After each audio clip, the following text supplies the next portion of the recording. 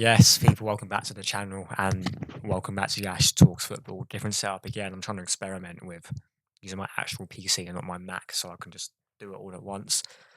But yeah, as I've recorded this, it's full time at St James's Park, Newcastle 2, Tottenham 1, and it's full time at Stamford Bridge. Chelsea 1, Crystal Palace 1. So Tottenham and Chelsea both dropping points. Man United and Liverpool play in about half an hour, so I definitely will try cover that if it's an interesting result. But yeah, I'm going to go over the three things that we learned from Arsenal 1, Brighton 1, a lot of things that we did learn, and a lot of things that we need to point out because I've seen more of this. Actually, I'll get straight into the first one. The refereeing situation. That's the most glaring, obvious one I'm going to cover. The amount of people online that are just having to go at the referee, having to go at the referee, and not even thinking about what Arsenal could have done better, what they could have, as a team, as individuals, done better. And even Declan Rice came out and said that it was a fair decision. He said it was harsh, but it was fair. So I kind of rate him for that.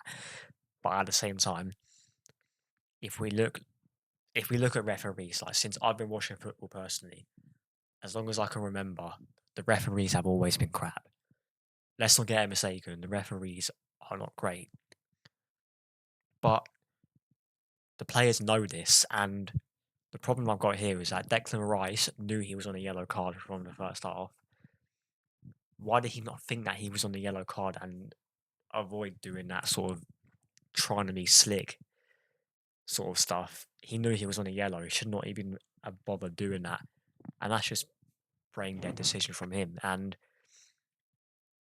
talking about the fan base overall, everyone knows the referee's crap.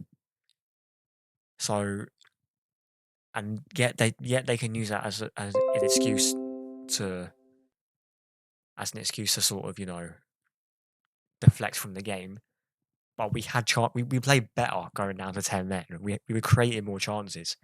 The Kai Havertz chance where he should have scored, which goes on to my second point.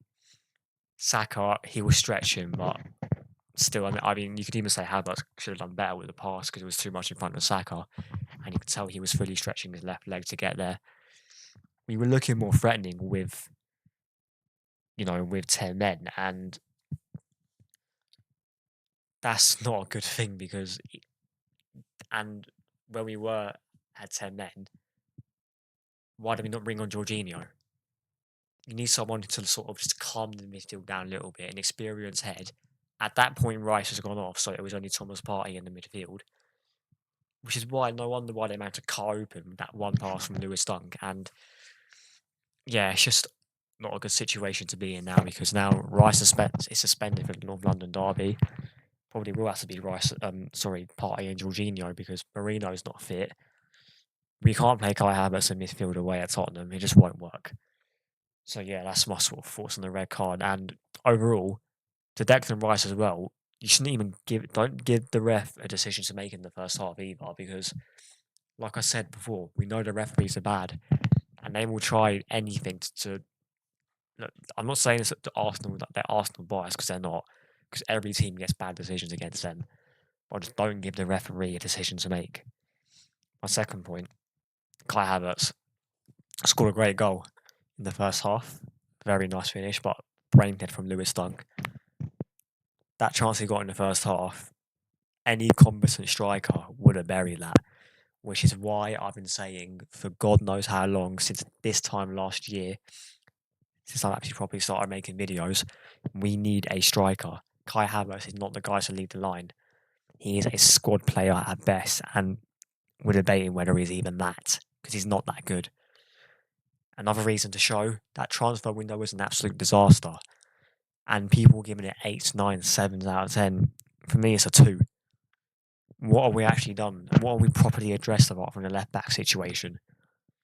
The midfield situation wasn't fully addressed. Centre back's fine with Stacks there anyway. Kieran Tierney's still here. Jacob Kiwior's still here. There's no backup for Martin Odegaard. It's an absolute shocker of a transfer window, and people are going on like we've done well. Yeah, I don't know what they were thinking with that, but yeah, the last thing is our next away fixtures, that this game might have cost us because if we're going to look back, look, last season, we looked back on the points that we dropped. 2 games against Fulham, West Ham at home, Aston Villa at home, Aston Villa away. The fact that we went down to 10 men against Brighton at home, yes, they've had a good start to the season, but the fact we never even tried to win the game, it looks like with 10 minutes to go, we were playing for a point. And when Declan Rice went off, we rang on Calafiori. And also speaking of Calafiori as well, no one's even talking about how brain dead Martin Odegaard was when he made that pass. Calafiori was in there. Odegaard had the chance to play him through on goal. Whether he would have scored or not, I don't know. I've never seen Calafiori strike a ball. But he was through on goal and he fails a pass in the big moment. Which again, I know he's our captain. I think Odegaard's a good player. But if he's dropping stinkers like that, who is there to replace him? And yeah, the fact we went down to 10 men at home against Brighton, it's not like we were away at the Etihad, away at the Amex even, away at Anfield, at home, whatever. It's Brighton, the Seagulls at home, and we went down to 10 men against them. That is weak mentality from everyone, really. And we've got a long 3 games ahead, and it's going to be a long season if we carry on like this. But yeah, remember, like, sub, and share the content around, and I'll see you lot in a bit.